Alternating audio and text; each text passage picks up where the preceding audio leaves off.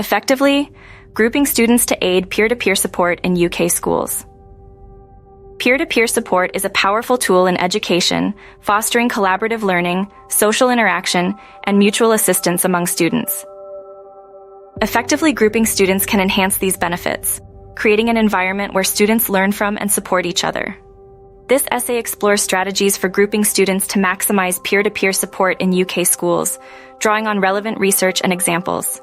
1. Heterogeneous grouping.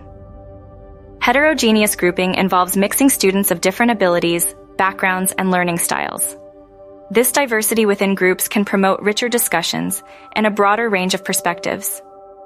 Research by Slavin, 1996, indicates that heterogeneous grouping can lead to significant academic gains, especially for lower-achieving students, as they benefit from the knowledge and skills of their peers.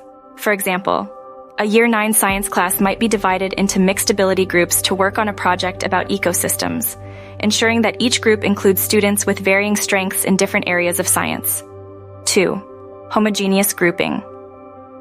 Homogeneous grouping, where students with similar abilities or interests are placed together, can also be effective, particularly for targeted interventions or enrichment activities. According to research by Liu et al., 1996, homogeneous grouping can help tailor instruction to the specific needs of the group, providing appropriate challenges and support. For instance, in a Year 11 English class, students might be grouped by reading level to work on literature analysis, allowing the teacher to provide more focused guidance and resources suited to each group's capabilities. 3. Cooperative learning groups. Cooperative learning is a structured form of group work where students work together to achieve shared learning goals.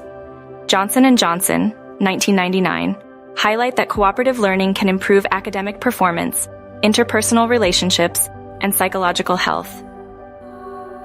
Effective cooperative learning involves assigning specific roles within the group, such as a leader, recorder, and checker, to ensure participation and accountability. In a Year 7 history class, students might be grouped to research different aspects of a historical event, with each member responsible for a specific part of the presentation, ensuring collaborative effort and shared responsibility. 4. Peer tutoring. Peer tutoring pairs students so that one acts as a tutor and the other as a tutee. This method leverages the tutor's understanding of the material to help the tutee, while reinforcing the tutor's knowledge through teaching. A meta-analysis by Leong, 2015, shows that peer tutoring can be highly effective in improving academic outcomes for both tutors and tutees. For example, in a Year 10 maths class, higher-achieving students might be paired with peers who need additional support, working together on problem sets and concepts that the tutees find challenging. 5. Rotating groups. Rotating groups involve regularly changing the composition of student groups to ensure that all students work with different peers over time. This strategy prevents cliques, promotes inclusivity, and helps students develop a wide range of social and academic skills. Research by Gillies, 2003, suggests that rotating groups can improve social cohesion and academic performance.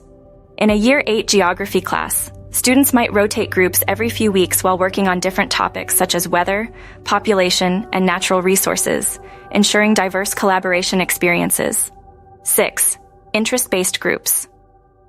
Grouping students based on their interests can increase engagement and motivation. When students are passionate about a subject, they are more likely to contribute actively and support their peers. A study by Renninger and Heidi, 2011, indicates that interest-based grouping can enhance intrinsic motivation and deeper learning. For instance, in a Year 9 art class, students interested in different art forms, such as painting, sculpture, or digital art, can be grouped together to work on projects that align with their interests, fostering enthusiasm and peer learning.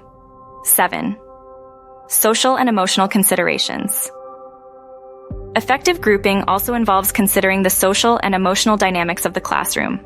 Teachers should be mindful of friendships, conflicts, and individual student needs when forming groups. Research by Wenzel and Watkins, 2002, highlights the importance of positive peer relationships in promoting academic and social development. In a Year 6 primary classroom, teachers might form groups with a mix of friends and new partners to balance comfort and the opportunity to develop new social skills. Conclusion. In conclusion, effectively grouping students to aid peer-to-peer support in UK schools involves a strategic mix of heterogeneous and homogeneous groups, cooperative learning structures, peer tutoring, rotating groups, interest-based groups, and consideration of social and emotional factors.